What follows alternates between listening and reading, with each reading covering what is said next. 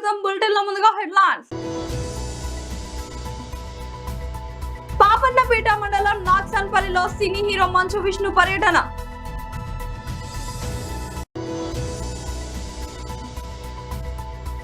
యాచారం మండలంలోని పలు గ్రామాల్లో వర్షం కోసం ప్రజలు రైతులు ఇబ్బందులు పడుతున్నారు.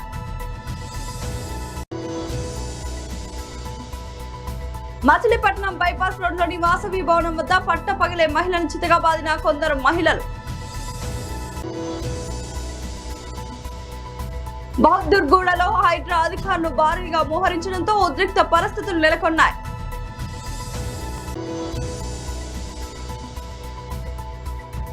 బీఆర్ఎస్ నేత RS Praveen Kumar house arrest. Papannapet మండలం నాగ్సన్పల్లిలో సినీ హీరో మంచు విష్ణు పర్యటన. 7 పాయల అమ్మవారిని దర్శించుకున్న మంచు విష్ణు.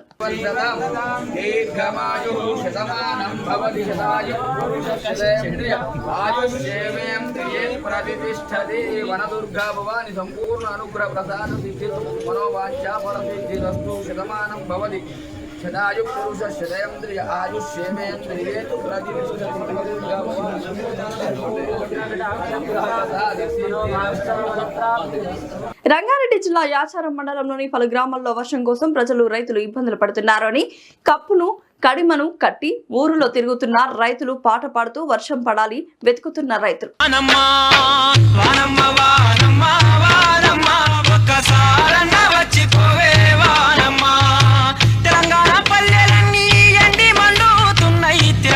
తిండి లేక ఉంటానికి గుడిసే లేక తాగెందుకు నీరు లేక కాపాడే నాదుడు లేక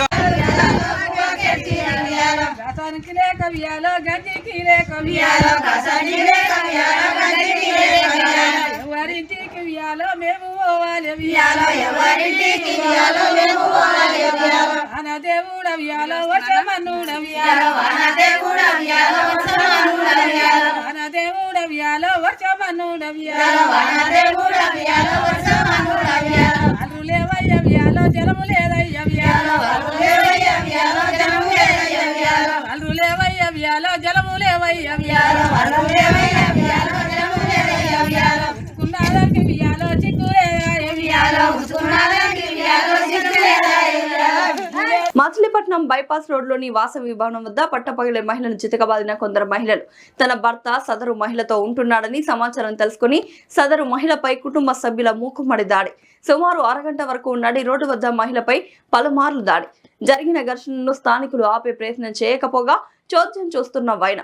ఘర్షణ పడిన వారు మచిలీపట్నం బలరామునిపేటకు చెందిన వారని సమాచారం. ఘర్షణ అంశంపై పూర్తి వివరాలు తెలియాల్సి ఉంది.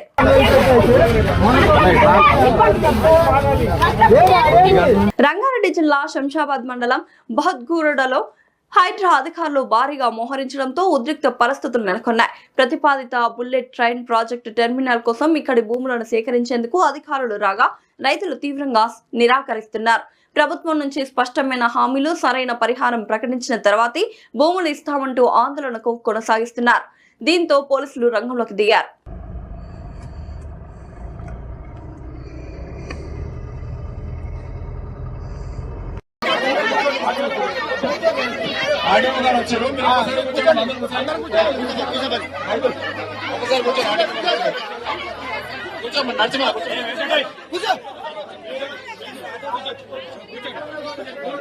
రైతులందరూ కూర్చోండి దయచేసి. కూర్చోండి అందరూ కూర్చోండి. అందరికి అదే ఇంట్రెస్ట్.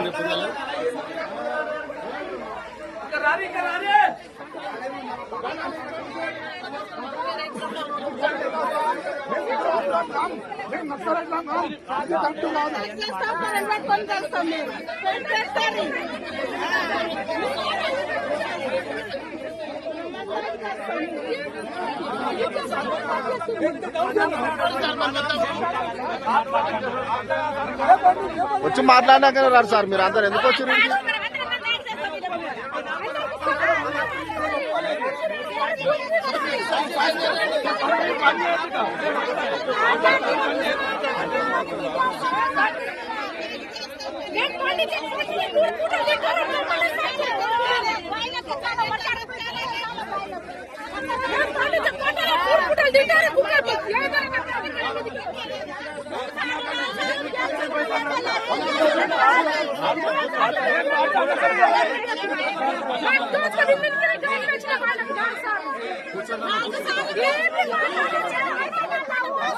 బీఆర్ఎస్ పార్టీ ప్రధాన కార్యదర్శి డాక్టర్ ఆర్ఎస్ ప్రవీణ్ కుమార్ ను పోలీసులు హౌస్ అరెస్ట్ చేశారు. మల్కాజ్గిరి కమిషనరేట్ పరిధిలోని సరూర్ నగర్ స్టేడియంలో జరగనున్న బహిరంగ సభలో పాల్గొనడానికి నేను సిద్ధమవుతుండగా సైఫరాబాద్ పోలీసులు ఈ రోజు ఉదయమే నా ఇంటికి చేరుకుని నన్ను హౌస్ అరెస్ట్ చేశారని ఆయన ఆరోపించారు. ఈ ఘటన పట్ల నేను తీవ్ర ఆశ్చర్యం మరియు దిగ్భ్రాంతి వ్యక్తం చేస్తున్నాను. తెలంగాణ హైకోర్టు మరియు మల్కాజ్గిరి పోలీస్ కమిషనర్ శ్రీమతి సుమతి గారి నుండి బహిరంగ సభ నిర్వహణకు రాతపూర్వక అనుమతులు ఉన్నప్పటికీ ప్రజాస్వామ్యబద్ధంగా వ్యవహరించాల్సిన పోలీసులు నన్ను ఇతర నాయకులను గృహ నిర్బంధంలో ఉంచడం రాజ్యాంగ విరుద్ధం. భారత రాజ్యాంగం కల్పించిన జీవించే హక్కు మరియు ఆర్టికల్ 19 క్లాజ్ 1A మరియు B ప్రకారం లభించిన స్వేచ్ఛగా సంచరించే మాట్లాడే ప్రాథమిక హక్కులను కాలరాసే విధంగా రాష్ట్రంలో అరాచక పాలన నడుస్తోందని మండిపడ్డారు. ఒకవైపు సంవిధాన్ బచావో అని నినాదిస్తూ మరోవైపు అదే రాజ్యాంగం కల్పించిన హక్కులను కాలరాయడం ప్రభుత్వ వైఫల్యానికి నిదర్శనం. విషయంలో పోలీస్ అధికారులకు స్పష్టమైన సమాచారం లేదని వారు చెబుతున్నారు. మా ఎమ్మెల్సీ షంబీపూర్ రాజు ఇప్పటికే అనుమతి పత్రాలను అందజేసిన పై అధికారులు ఆదేశాల పేరుతో వారు మమ్మల్ని అడ్డుకుంటున్నారు. నాకు గనుక ఆ బహిరంగ సభకు హాజరయ్యే అనుమతి లభించకపోతే నేను ఖచ్చితంగా నా నివాసంలో ఆమరణ నిరాహార దీక్ష ప్రారంభిస్తానని హెచ్చరిస్తున్నాను. రాజ్యాంగబద్ధమైన హక్కుల రక్షణ కోసం ప్రజాస్వామ్య విలువలను కాపాడాలని నేను డీజీపీని మరియు హోంమంత్రిని కోరుతున్నానని తెలిపారు. రాజ్యాంగం ఇచ్చిన జీవించే హక్కు కానీ లేకపోతే స్వేచ్ఛగా తిరిగే హక్కు article 19 clause 1 clause A clause B ఈ విధంగా రాజ్యాంగం నుంచి సంక్రమించిన హక్కులకు కూడా మరి ఏమాత్రం కూడా రక్షణ లేకుండా పోయింది. మరి ఏ ముఖం పెట్టుకొని రాహుల్ గాంధీ సంవిధాన్ బచావో రాజ్యాంగాన్ని రక్షిద్దామంటున్నారు. ఆయన శిష్యుడైన రేవంత్ రెడ్డి గారు అదే రాజ్యాంగం ఇచ్చిన హక్కులను కాలరాస్తూ ఉన్నారు. ఈ పోలీస్ అధికారులకు పాపం వాళ్ళకి ఏం తెలియదు. వాళ్ళ పై అధికారులు ప్రవీణ్ కుమార్ని ఆపండి అని చెప్పిండ్రు, ఆపుతా ఉన్నారు. వాళ్ళ దగ్గర మాకు ఆ ఇన్ఫర్మేషన్ సరే ఇన్ఫర్మేషన్ నేను మా యువ నాయకులు మా ఎమ్మెల్సీ షంబీపూర్ రాజు గారు నాకు ఆ పోలీస్ పర్మిషన్ లెటర్ కూడా పంపించారు. అదే విషయాన్ని నేను వీళ్ళకు నర్సింగ్ ఇన్స్పెక్టర్ గారు కూడా చెప్పాను. సో వాళ్ళు మా పై ఆఫీసర్లతో మాట్లాడి చెప్తామని అంటున్నారు. ఈ విధంగా అరాచక పాలన దుర్మార్గ పాలన నడుస్తూ ఉన్నది తెలంగాణలో. ఒకసారి ప్రజలందరూ కూడా గమనించాలి. నన్ను మా సరూర్ నగర్లో మా వర్కింగ్ ప్రెసిడెంట్ కేటీఆర్ గారు ఏ మీటింగ్కి అయితే వస్తున్నారు ముఖ్య అతిథిగా, ఆ మీటింగ్కు నన్ను పోనివ్వకపోతే మాత్రం నేను ఆమరణ నిరాహార దీక్ష చేస్తా ఇంట్లోనే కూర్చొని. నేను డీజీపీ గారికి హోంమంత్రి రేవంత్ రెడ్డి గారికి నేను క్లియర్గా చెప్తున్నా, ఇది ఒక వార్నింగ్. రేవంత్ రెడ్డి గారు, రాజ్యాంగం బాబాసాహెబ్ అంబేద్కర్ గారు నాకు ఆర్టికల్ 19 ప్రకారం నాకు స్వేచ్ఛగా తిరిగే హక్కు, స్వేచ్ఛగా మాట్లాడే హక్కు ఇచ్చిండ్రు. కానీ మీ పోలీసు వాళ్ళు ఇలా నన్ను ఆపుతా ఉన్నారు.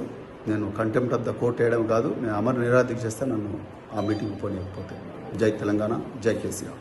హైదరాబాద్ ఈ నెల 21వ బల్కంపేట ఎల్లమ్మ కళ్యాణం 22వ తేదీన రథోత్సవం జరగనున్న నేపథ్యంలో పకడ్బందీ ఏర్పాట్లు చేశామని ఎమ్మెల్యే తలసాని శ్రీనివాస్ యాదవ్ వెల్లడించారు. ఏర్పాట్లపై వివిధ శాఖల అధికారులతో ఆలయం వద్ద ఆయన సమీక్ష నిర్వహించారు. లక్షలాదిగా వచ్చే భక్తులు ఎలాంటి అసౌకర్యానికి గురికాకుండా ఏర్పాట్లు, ప్రశాంత వాతావరణంలో అమ్మవారి కళ్యాణం జరిగేలా పటిష్టమైన పోలీసు బందోబస్తు, ఆలయ పరిసరాలు పరిశుభ్రంగా ఉండే విధంగా ప్రత్యేక అదనపు సిబ్బంది నియామకం, అమ్మవారి దర్శనం కోసం వచ్చే భక్తులు తోపులాటకు గురికాకుండా బారికేడ్లను ఏర్పాటు చేస్తామని తెలిపారు.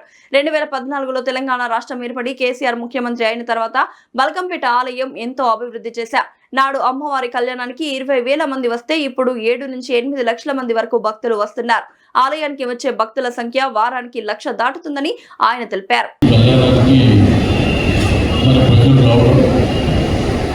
ఈ మధ్యకాలంలో వేరే రాష్ట్రాల నుంచి కూడా రావడం అనేది మనం జరుగుతుంది. నేను 2014 మొదటిసారి కూడా ఎమ్మెల్యే అయిన తర్వాత ఫస్ట్ టైం కళ్యాణం చూసినప్పుడు ఆ మెయిన్ రోడ్ మన ద్వారం పక్కన చిన్నగా స్టే చేసి కళ్యాణం జరుగుతుంది. మీకు అందరికీ తెలుసు. అప్పుడు ఉన్నటువంటి ఎటువంటి అధికారులు యువ గారితో మాట్లాడి స్థపతి అదేవిధంగా వాళ్ళ భక్తులతో మాట్లాడిన తర్వాత జనం ఎక్కువ వస్తారు కాబట్టి చూడడానికి విపుల్యం ఉండాలి, ప్రజలకు ఆటంకాలు ఉండదని మనం మధ్యలో స్టే చేసి చేసినటువంటిది.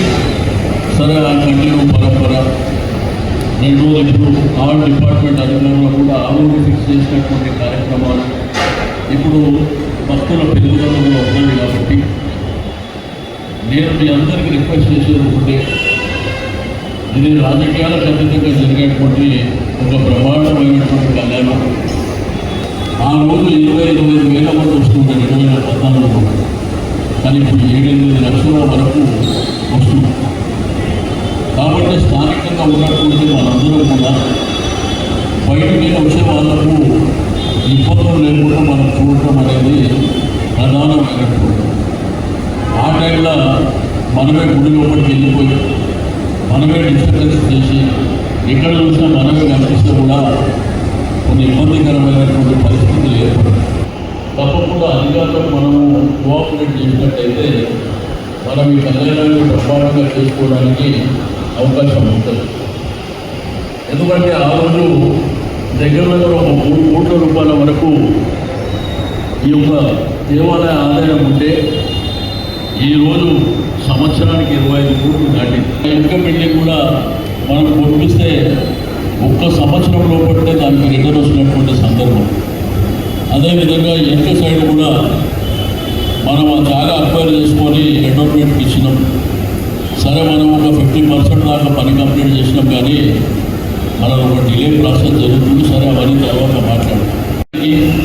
అదేవిధంగా రథోత్సవానికి ఎటువంటి ఆటంకాలు లేకుండా నేను ఇక్కడ కంట్రోల్ రూమ్లన్నీ ఏర్పాటు చేస్తుంది. కాబట్టి ఒకటి మెయిన్ ప్రధానమైనటువంటిది వాటర్ బాడీస్, ఎలక్ట్రిసిటీ, జిహెచ్ఎంసీ, ఈ 3 టాప్ ప్రియారిటీ తీసుకొని ఎక్కడైనా చుట్టుపక్కల గల్లీలలో ఏదైతే పార్ట్ రూమ్స్ కానీ ముద్దలు పడిపోయినటువంటి ఏమన్నా ఉంటే మీరు వాళ్ళ దృష్టికి తీసుకురండి. వాళ్ళు కూడా ఆయనంతా ఎక్కడెక్కడ చేయాలి. రెండోది సిగరేజ్ లీకేజ్ లేకుండా చూసుకోండి. నీళ్ళకి ఏంటంటే మీ జీవితం ఎక్కడనే ఇవ్వండి, ఇబ్బంది లేకుండా ఉంటుంది. రెండోది ఇప్పుడు నిన్న మొన్న వర్షం వచ్చింది కాబట్టి కొంత ఎలక్ట్రిసిటీ డిపార్ట్మెంట్ వాళ్ళు కొంత సీరియస్గా ఉంటే ఇబ్బంది లేకుండా ఉంటుంది. ఎప్పటికప్పుడు మీరు రెక్టిఫై చేసుకోవాలి. అయితే ఈ పవిత్రమైనటువంటి కళ్యాణానికి అందరి సహకారం తీసుకోండి. అప్పుడు రథోత్సవం వరకు మీరందరూ మీ అందరి సహకారం. ఇక్కడ రాజకీయ పార్టీలు పక్కన పెట్టండి. ఇది మన ప్రాంతంలో జరిగేటువంటి అతి గొప్ప కళ్యాణ వైభవం కాబట్టి అమ్మవారిని దృష్టిలో ఉంచుకొని మనం అన్ని విధాలుగా సహకరించవలసినటువంటి అవసరం ఉంది. నేను ఈవో గారికి చెప్తున్నా, పాసెస్ విషయంలో కానీ, కళ్యాణం టికెట్ విషయంలో కానీ, వాలంటరీ ప్రాసెస్ విషయంలో కానీ ఎటువంటి ఆటంకాలు లేకుండా చూసుకోండి. మేము గతంలో కూడా ఎప్పుడు మేము మా వాళ్ళకి ఇవ్వాలి, మీ వాళ్ళకి ఇవ్వాలని ఏ రోజు చెప్పలేదు. అందరూ కలిసి ఇక్కడ స్థానికంగా ఉన్న వాళ్ళని ప్రియారిటీ తీసుకొని వాళ్ళ ఇంపార్టెన్స్, వాళ్ళ గౌరవాన్ని మనం కాపాడితే కార్యక్రమాలన్నీ ప్రమాణంగా జరుగుతాయన్న ఉద్దేశంతో మనం ఆ రోజు నిర్ణయం తీసుకున్నాం. ఆ రోజు కూడా ప్రాసెస్ విషయంలో కానీ, టికెట్ల విషయంలో కానీ గొడవలు అయితే పోలీస్ స్టేషన్ దాకా కూడా పోతేనే ఒకటి చెప్పిన. ఆ రోజు ఉన్నటువంటి ఏసీపీ గారు, సిఐ గారిని, ఇక్కడ ఉన్న ఈఓ ఎండోర్మెంట్ అధికారులని ఫస్ట్ స్థానికుల ప్రియారిటీ ఇవ్వండి. రాజకీయ పార్టీలు కాదు. ప్రభుత్వాలు వస్తుంటే పోతుంటే అది సర్వసాధారణం. కానీ స్థానికంగా ఉండే వాళ్ళని ఇక్కడే కదా వాళ్ళు ఉండేది, వాళ్ళని కదా మనం దృష్టిలో ఉంచుకోవాలనే ఉద్దేశం చెప్పడం జరిగింది. నేను మీ అందరూ కూడా రిక్వెస్ట్ చేస్తున్నా, కళ్యాణం నుంచి రథోత్సవం వరకు మీ అందరి సంపూర్ణమైనటువంటి సహకారాన్ని అధికారులకు అందరికీ ఇవ్వండి. పర్టికులర్గా పోలీస్ వాళ్ళకి ఇవ్వండి. పోలీస్ వాళ్ళకి ఏంటంటే గవర్నమెంట్ ఉంటే ఒక లెక్క, గవర్నమెంట్లకు లేకపోతే ఒక లెక్క పద్ధతిలో నడుస్తుంది. సరే చూస్తాం కదా ఎన్ని రోజులు నడుస్తుంది. ఎందుకంటే సిస్టంతో చూడాలి తప్ప ఇక్కడ ఎవరు ఉంటారో పోతారో అనేటువంటి ఉద్దేశంతో చూస్తే సరే అల్టిమేట్గా ఏం జరుగుతుందని తర్వాత చూస్తాం. నేను మీ అందరికీ రిక్వెస్ట్ చేస్తున్నాను. ఉమ్మడి ఆదిలాబాద్ జిల్లాలో పెద్దపల్లి ఎంపీ గడ్డం వంశీకృష్ణ ఫ్లెక్సీలను తొలగించి చింపివేసిన ఎమ్మెల్యే ప్రేమ్ సాగర్ రావు వర్గీయులు. వంశీ పర్యటన నేపథ్యంలో భారీగా మోహరించిన పోలీసులు.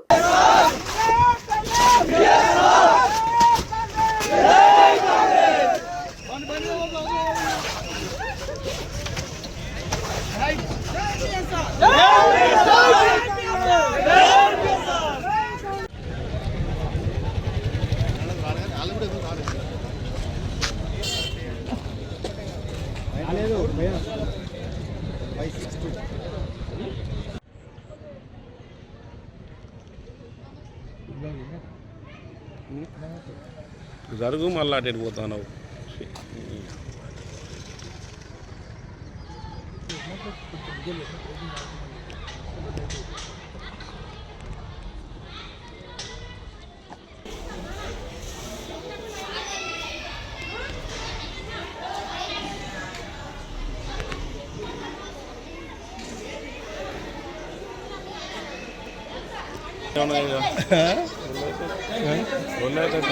అయ్యో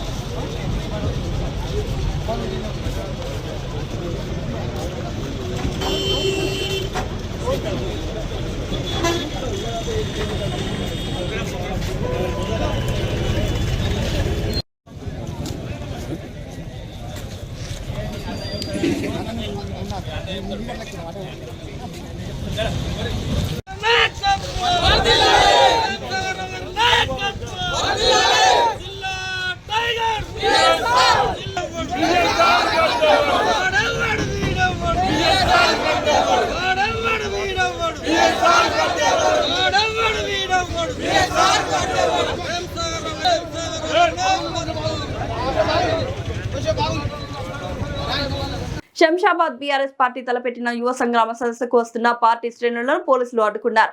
షాద్నగర్ నుండి బయలుదేరిన ఎమ్మెల్సీ నవీన్ కుమార్ రెడ్డిని అడ్డుకున్నారు. 400 వాహనాలతో సభకు బయలుదేరిన నవీన్ రెడ్డి బృందాన్ని ఔటర్ గోల్కొండ సమీపంలో అడ్డుకున్నారు.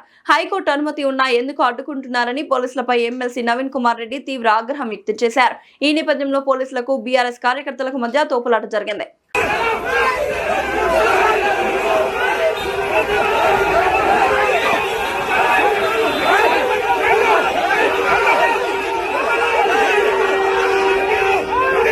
బులెటిన్ ముగించే ముందు హెడ్లైన్స్ మరోసారి.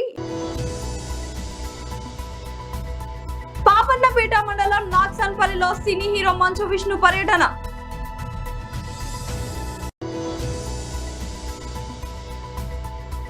యాచారం మండలంలోని పలు గ్రామాల్లో వర్షం కోసం ప్రజలు రైతులు ఇబ్బందులు పడుతున్నారు.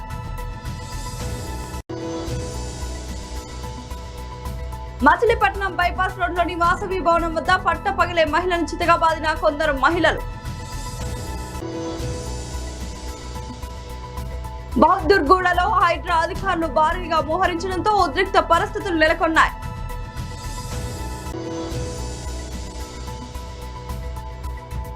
బీఆర్ఎస్ నేత RS Praveen Kumar house arrest. ఇది వాళ్ళ బులెటిన్ అప్డేట్. మరొక బులెటిన్లో మళ్ళీ కలుద్దాం. అంతవరకు చూస్తూనే ఉండండి ST న్యూస్, మన కోసం మన ఛానల్.